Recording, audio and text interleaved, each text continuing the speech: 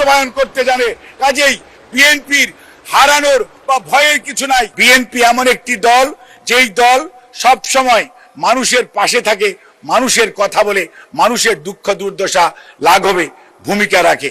এবং তারপরে পরবর্তীতে আপনি দেখেন বাজেট যখন 2001 বলেন, 2002 বলেন, 2005-06 বলেন, সর্বশেষ 70,000 কোটি টাকার বাজেট দিয়ে গিয়েছেন।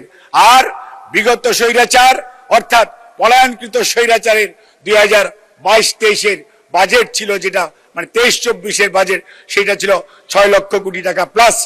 আর এই বছর আমাদের যোগ্য অর্থমন্ত্রী জনাব আমির খসরু মাহমুদ চৌধুরী, উনি 9,38,000 কোটি টাকার বাজেট দিয়েছেন। কোন সময়ে? যখন স্বৈরাচার এই দেশ থেকে বিলিয়ন বিলিয়ন ডলার দেশের থেকে পাচার করেছে এবং বাংলাদেশের এমন কোন গণতান্ত্রিক প্রতিষ্ঠান নাই, এমন কোন প্রতিষ্ঠান নাই, প্রত্যেকটি প্রতিষ্ঠানকে ধ্বংস করে দিয়েছে। ব্যাংকিং খাতকে একদম ফোকলা করে দিয়ে বাংলাদেশ ব্যাংকে লুট করে নিয়ে গেছে। সেই অবস্থায় সেই অর্থনীতি, ভঙ্গুর অর্থনীতির উপর দাঁড়িয়ে আমির খসরু মাহমুদ চৌধুরী, আমাদের নেতা অর্থাৎ সংসদ নেতা জনাব তারেক রহমানের সুনির্দিষ্ট দিক নির্দেশনায় 9,38,000 কোটি টাকার বাজেট ঘোষণা করেছে। অর্থাৎ বিএনপি চ্যালেঞ্জ নিতে জানে, চ্যালেঞ্জ গ্রহণ করতে জানে, চ্যালেঞ্জ বাস্তবায়ন করতে জানে। কাজেই বিএনপির হারানোর বা ভয়ের কিছু নাই।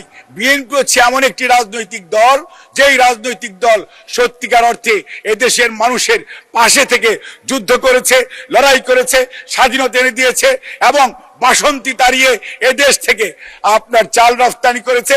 আজকে আমরা মোটা কাপড় পরি, সেইটি শহীদ রাষ্ট্রপতি জিয়াউর রহমানের যে আরএমজি সেক্টরের এই যে রফতানি, আজকে আমাদের যে অর্থনৈতিক অবস্থা, প্রত্যেকটার পিছনে যেটি জড়িত সেটি হচ্ছে বাংলাদেশ জাতীয়তাবাদী দল। আর বিএনপি তো কাজ করবেই। বিএনপি তো সেই দল, আজকে যারা মুক্তিযুদ্ধের কথা বলেছিলেন, মুক্তিযুদ্ধের কথা বলতে বলতে মুখে ফেনা তুলে ফেলেছেন, তারা কিন্তু মুক্তিযোদ্ধাদের জন্য কিছুই করে নাই। মুক্তিযুদ্ধ বলেন, আর মুক্তিযুদ্ধ বিষয়ক মন্ত্রণালয় বলেন, আর স্বাধীনতা পুরস্কার বলেন, 21শে পদক বলেন, বাংলা একাডেমি পদক বলেন, প্রত্যেকটার পিছনে শহীদ জিয়াউর রহমান, দেশনেত্রী বেগম খালেদা জিয়া। আজকে নারীর ক্ষমতায়ন বলেন, নারীর অধিকার বলেন, নারীর শিক্ষা বলেন, প্রত্যেকটার পিছনে দেশনেত্রী বেগম খালেদা জিয়া। অর্থাৎ আমরা যেটি বলতে চাই, বাংলাদেশের যত ভালো কিছু আছে প্রত্যেকটার সাথে জড়িত যেই নাম, সেটি হচ্ছে বেগম খালেদা জিয়া, শহীদ জিয়াউর রহমান এবং বাংলাদেশ জাতীয়তাবাদী দল। আর এই মুহূর্তে যিনি নেতৃত্ব দিচ্ছেন তিনি হচ্ছেন জনাব তারেক রহমান।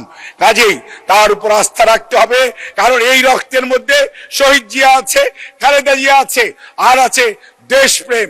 সেই জন্যই আগামীতে 9,38,000 কোটি টাকার বাজেট সত্যিকার অর্থেই একটি যুগোপযোগী বাজেট এবং প্রয়োজনীয় বাজেট।